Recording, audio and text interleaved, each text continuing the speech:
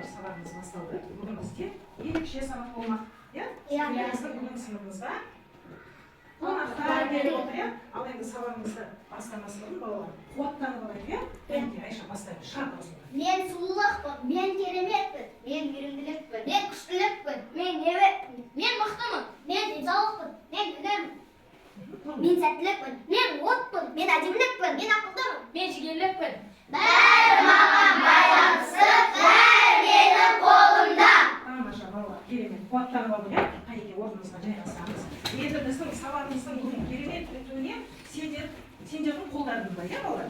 Сабаққа жақсылап қатысуға дайынсыз ба? Дайынбыз. Тамаша, керемет. Мен сендерге сенемін, балалар. Сендер сондай ақылды, сұлу, мықты балаларсыңдар. Енді бірінші сабағымызды үй тапсырмасынан бастайық. Үйге бізге 9-шы есеп берілген, Қайеке бәріміз отырып келдік па? 9-шы есептің әсі берілген. Қайеке тез тексеріп жіберейік. Қайеке Мансұр, 1-ші есептің жауабы қанша? 500. Қайеке тексереміз.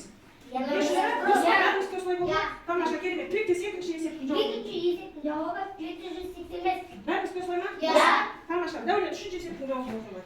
0. 0-ге тең 3-ші есептің. Бәріміз осылай болды ма? Тамаша, Медина Сенкеші. 240. Соңғы есептің жауабы 240 болды. Бәріміз осылай ма? Дұрыс па Сенкі? Сенкі дұрыс болмай қалды ма? Қанша болды Сенкі? 2 есебің қате болып қалды ма? Жарайды, енді дұрыстап аласың, жарай ма? 2 есебіңді. Тамаша, өте жақсы балалар, барлығымыз үй тапсырмасын орындап келдік.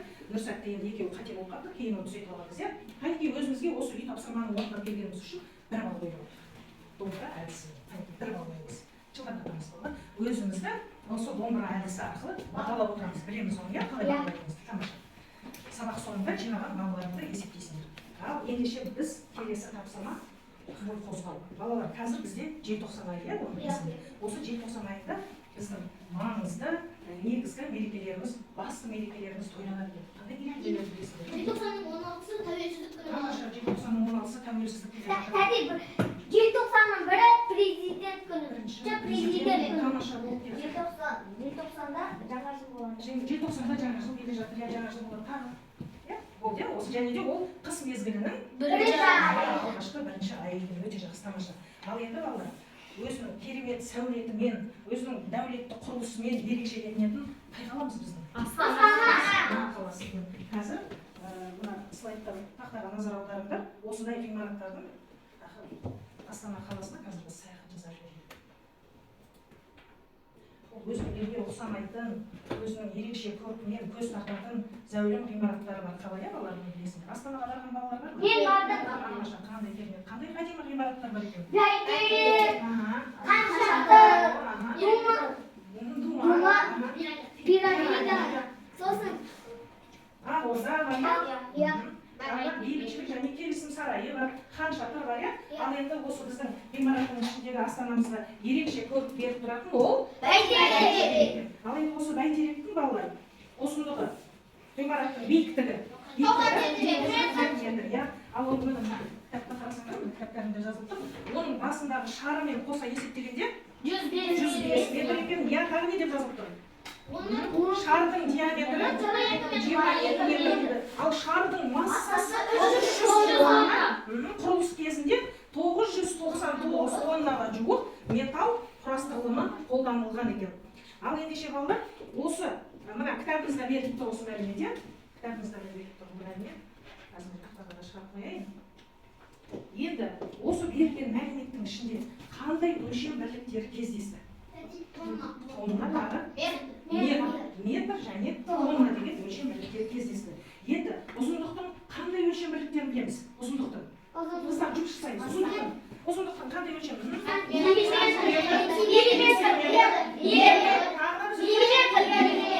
Километр және миллиметр деп осы жақындағанда километр ең үлкен ұзындық өлшемі, ал миллиметр ең кіші ұзындық өлшемі екен. Жақсы. Ал енді массаның қандай өлшем бірліктерін білеміз? Граммды біз айтып өткен жоқпыз. Қандай өткен? Массаның өткен өлшем бірліктерін. Килограмм және центнер ғана өтті, килограмм және центнер өтті. Ал мына мәліметтің ішінен бізге таныс емес, ол тонна, яғни біздің бүгінгі сабағымыздың тақырыбы қандай екен? Тонна, грамм. Тонна ол массаның ең үлкен өлшем бірлігі, ал грамм ең кіші өлшем бірлігі. Жақсы, тамаша, жарайсыңдар.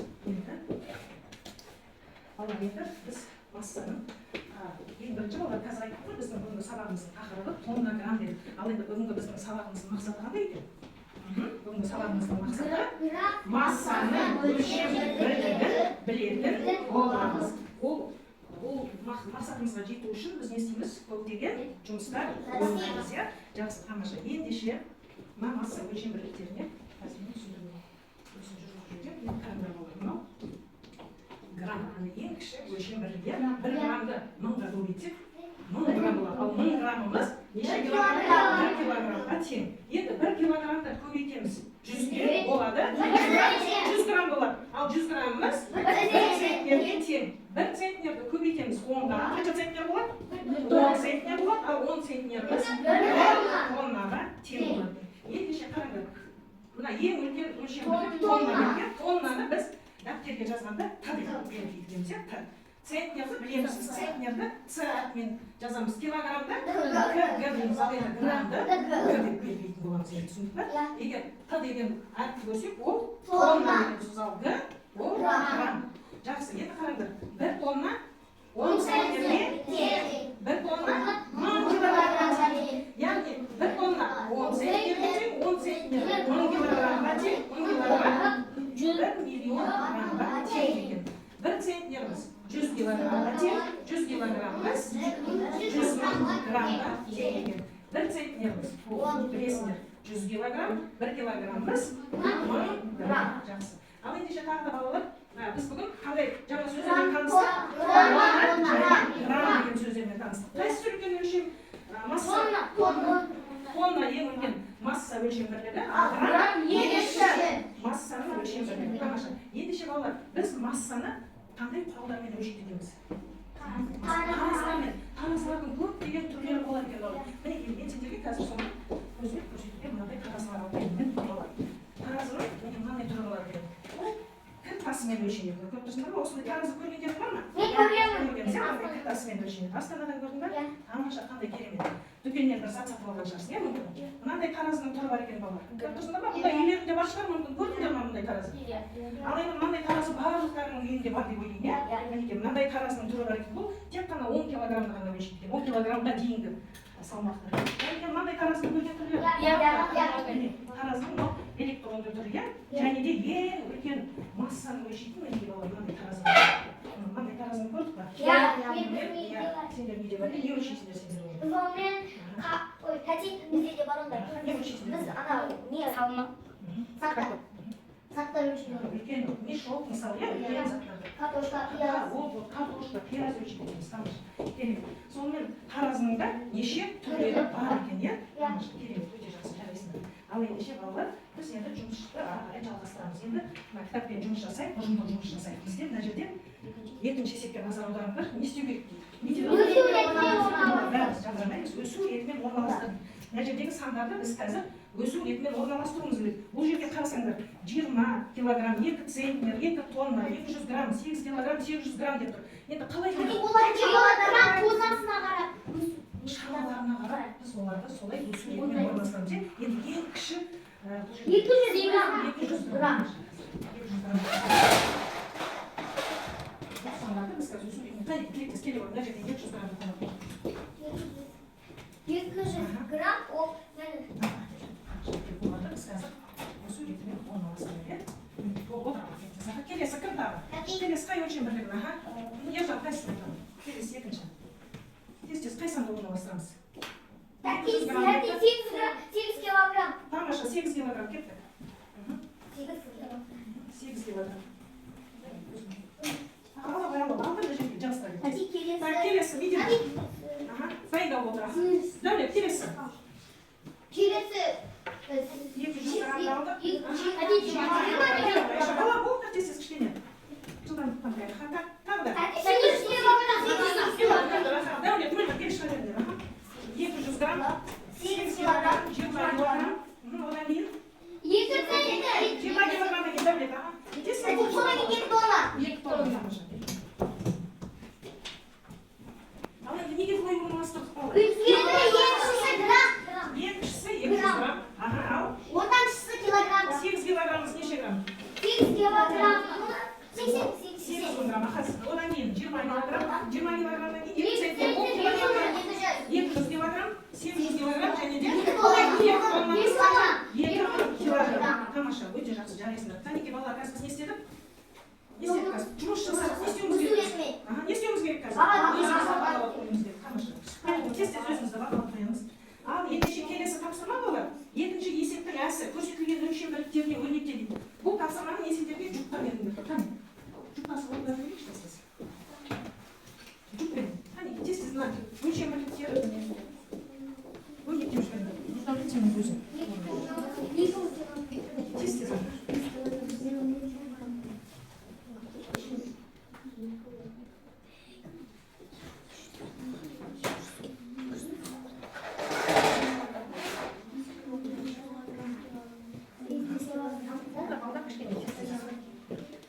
Бір-бірімізге көмектесеміз.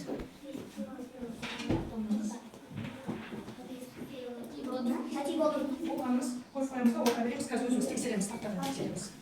Дұрыс айтты. Жұмыс жасаймыз, дұрыс.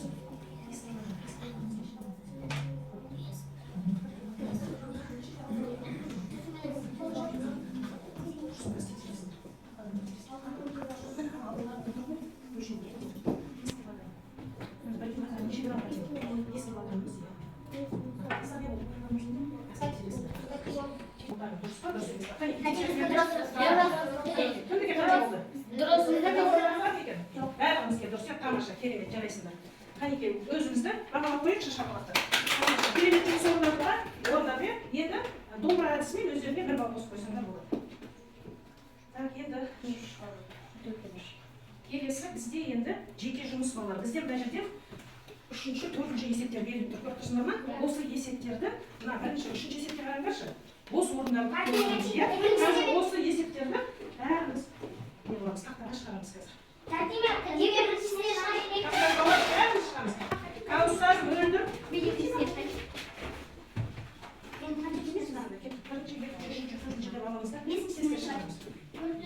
Мына жерге шығасың, кім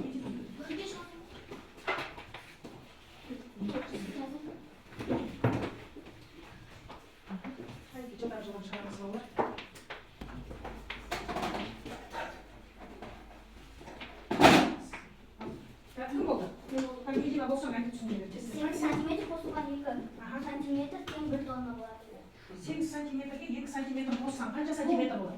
10 сантиметр. Сол 10 сантиметр 1 тоннаға тең ба? Неге? 10 сантиметр. Ал, Медина, қалай ойлап жүрсің? Аха, ойлап түсіндіреді.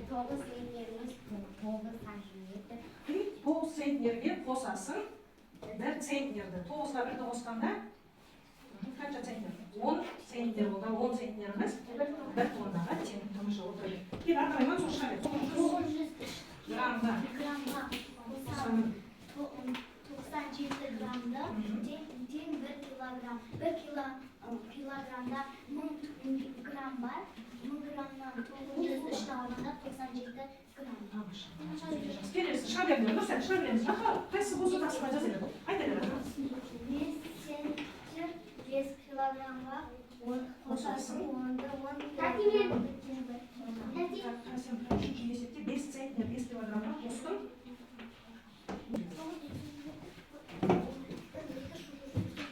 Тақтан патиметр. Мен не істейсің? Енді қара, 8-ге 2 қос. 10 сантиметр. 10 сантиметріміз 1 дециметрге тең. Ал сен 1 тонна деп жазып қойып қателесіп тұрсың. Жақсы отыр. Так, балалар, бұл бізде үшінші есеп үлгеріп жазып отырдық па? Болды, басқа қалған есеп қалсын. Кеттік енді 4 есепке кетті. Нұрдәулет келе ғой, Нұрайым, Ержан. Так, кім шықпағандар бізде? Келе қойдан. Шарыға, тез-тез. Кішкене жинақтап жаз. Тақтаны үнемдеп жинақтап жаз. Сен сыймай қалды ма адам есебі? Жинақтап тақтаны шетінен жазыңдаршы. Ержан, шетінен жазың.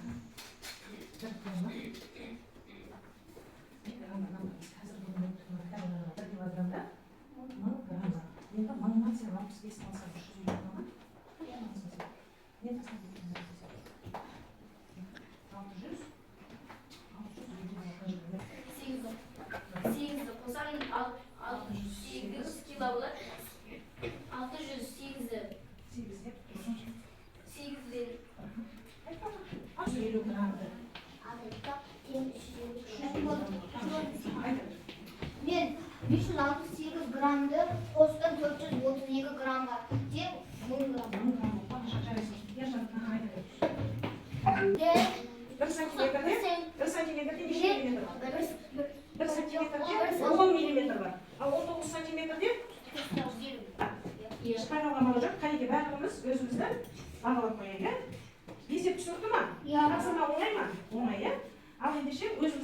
қоямыз. Таң ма? Енді бізде қайки балалар біз біраз жұмыс жасап не істедік? Шаршап қалдық, иә? Қайки тез-тез бір ойын ойнап жіберейік. Ол қаламсақтарыңды қойыңдар. Қойыңдар қаламсақтарыңды. Ал Айша. Амандас. Тез-тез тұрамыз, да? Ал, тамаша керемет. Кет тұрамыз. Үш рет отырып тұр. Бір, екі, үш. Айтып отырамыз балалар. Не болды олай, тез-тез. Амандас. Дәулет, амандасамыз. Тамаша, кет, ержат. Үш рет отырып тұр. Санаймыз балалар бірге. Бір, екі, үш. Тамаша, дәулетсің, мақтың. Жаңа туралы өлең айт. Кет. Бөкеннің лағы көреген қырағы, лағының құлағы елеңдеп тұрады. Тамаша. Қызым. Күлкі сыйла. Қайки, бәріміз бір-бірімізге күлкі сыйлаймыз, тамаша. Осылай күліп жүргенге бәріміз.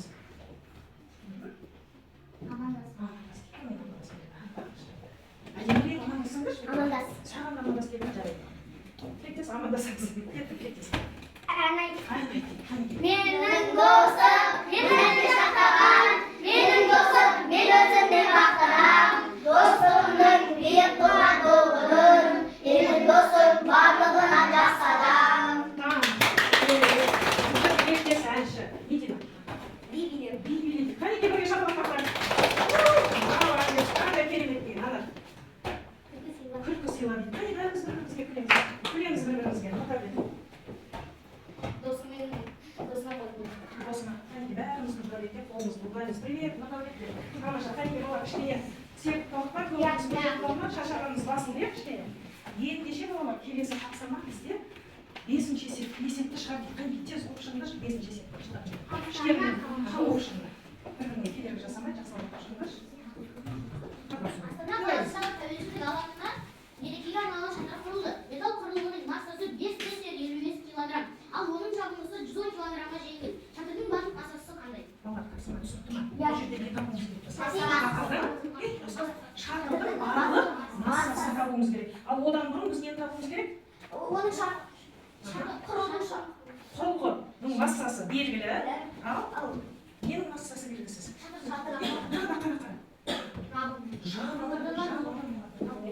Ал енді бұл балалар сендермен топқа берілген топпен бірлесіп жылдан жарыс жіберіңдер. Мансұр кел де жаққа бұрыңдар, ержан. Мансұр, ержан. Дәулет, кел, көмек. Тез шартын құрамыз да, шартын бөліп аламыз бірінші. Бірінші шартын бөліп алыңдар. Не белгілі, не белгісіз?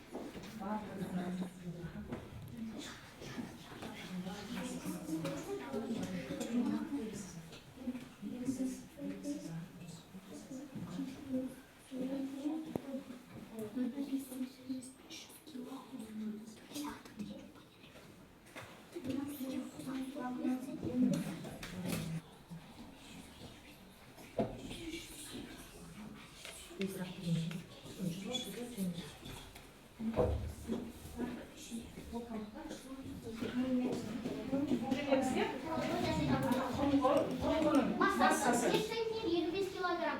Жабындының массасы белгісіз, бірақ құрылғыға қарағанда 100 килограмм жеңіл. Барлығы шатырдың массасы қанша? 525-тен алайдан 5 центнер 50 килограммды килограммға айналдырамыз. 525 килограмм болады. 525-тен 100 килограммды азайтамыз. Сонда 445 килограмм қалады. болды. Құрылғының жабындының массасы 455 килограмм болды. Енді біз барлығын табуымыз керек. 445-ке қосамыз 525-ті. Сонда 1000 килограмм болады. Жауабы 1000 килограмм. Ненің килограммы болды? Шатырдың барлық массасы 1000 килограмм. Тамаша, жарайсыздар, өте жақсы болды. Молодцы, екінші топ өте жақсы болды. Дәулет, қане, келсек, тез-тез түсіндіріп жүр. Бұл жерде сендерге тура осы есебе, Медина тура осы есепте. Құрылғының массасы 500 5 центнер 25 килограмм. Ал Жабындының Жабындының массасы белгісіз, бірақ 110 килограмм жеңіл. Барлығын табу керек. барлығы шаттығының массасы. 500 бірінші жабындының массасын табу керек. 555-ті 110-ға азайтамыз. Тең 445. Жабындының массасы 445. 445-ті қосамыз 55-ке, 555-ке тең 1000 килограмм. Жауабы барлығы 1000 килограмм. Тура осы сеп-сепкеде тура осылай болды ма? Сен де жауабын оқысың. Жауабы қанша килограмм болды? 1000 килограмм. Жауабы 1000 килограмм. Ал жабындының массасын қалай тапсырдың? Жабындының массасын 5 центнерге 5 центнер 55 килограммға тең 555 килограмм. 555-тен Азайттық 110 килограмм. Сонда қанша болды? Топтық жұмыс орында кәнеке өзімізді бағалап қоямыз. Топта бәрі қатысты ма? Бәрі жұмыс жасады ма балалар? Иә, жұмыс жасады бәріміз. Өте жақсы жарайсыңдар. Ендеше қазір балалар бізде мына 6-шы есеп пен 8-ші есепті үйге аласыңдар. Қазір сабақтың соңында жазып аласыңдар. Иә? Ал ендеше қазір біз практикалық жұмыс орындайықшы балалар. Кәнеке бірінші топтың балалары келіңдер, сендер бері шығарыңдаршы. Сендер мынау балалар жылдам. Картоп, пияз салынған қаптар. Иә? Солай елестетейік. Мұнда картоп бар, пияз бар, бидай бар, сәбіз бар деп елестетеді. Енді сендер бірінші топтаған қазір 4 тонна 50 килограмм шығарып беріңдерші маған қазір осы қаптарды. 4 тонна. Не болмаса 450 килограмм. 450 килограмм шығарып беріңдерші. 450 килограмм шығарып беріңдерші.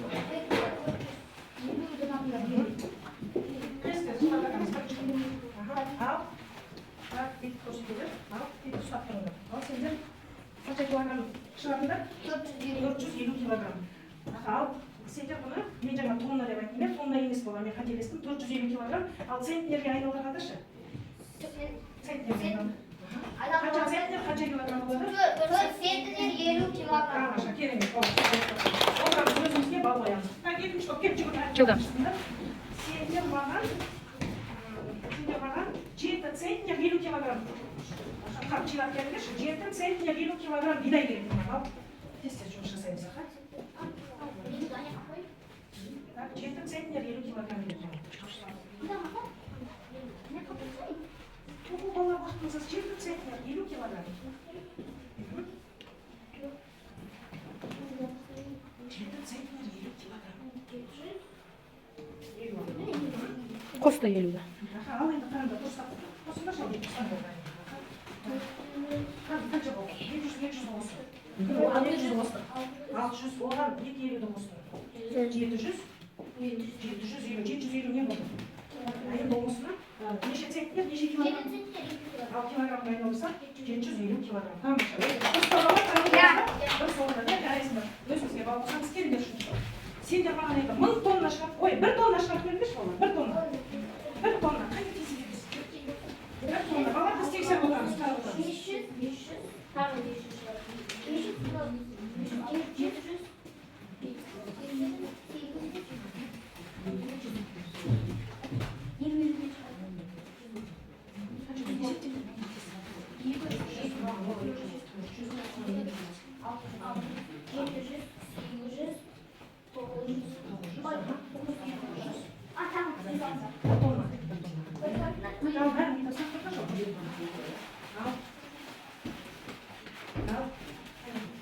Қанша болды? Нұрбек сен көрген олды.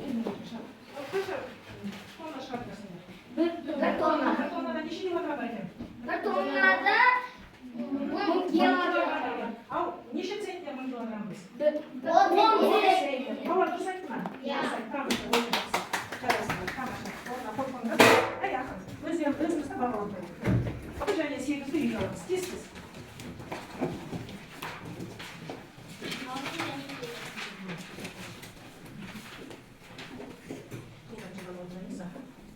Номер 6 және 8-ді аламыз.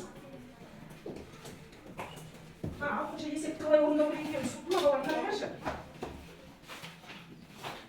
Жас болды, қараңдаршы 6-шы есепке.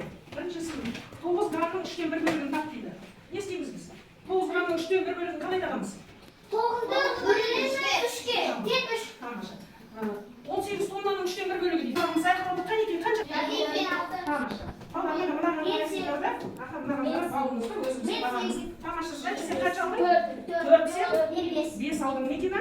Мен бес. 9. 5 алдың, значит, қарсы шкалаға. Жақсы, тамаша. Бала, енді алдыларды айна әдісі тұр, тез кері байланыс жасаймыз.